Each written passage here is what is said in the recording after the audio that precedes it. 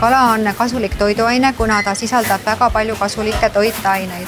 Ta on organismile väärtuslik valkude ja rasvhapete allikas.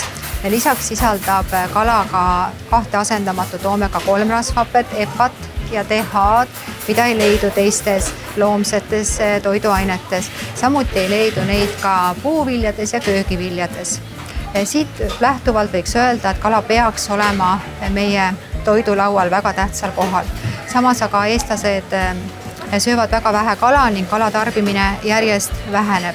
Selleks aga, et kala saaks meie organismile positiivset mõju avaldada, peaksime sööma kala vähemalt 2–3 korral nädalas. Portsjoni suurus sõltub kalarasva sisaldusest.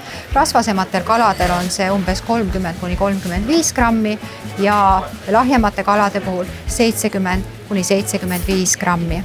Kindlasti ei saa öelda, et üks kalaliik oleks kasulikum kui teine. Oluline on siin just mitmekesisus, tarbida võiks eri liiki kalu.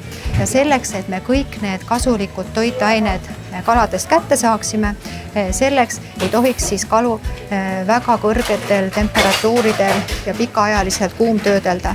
Kindlasti mitte üle 180 kraadi. Ja kõige parem on kalatoidud valmistada ise, sest et konserveeritud, suitsutatud või siis ka kuivatatud kalatoitude miinuseks on liiga suur soolakogus, mida me peaksime vältima. Aga ise valmistatud kalatoitude puhul saab soolakogust ise reguleerida või siis näiteks soola asendada meelepäraste maitsetaimedega, et kalaroog veelgi tervislikumaks muuta.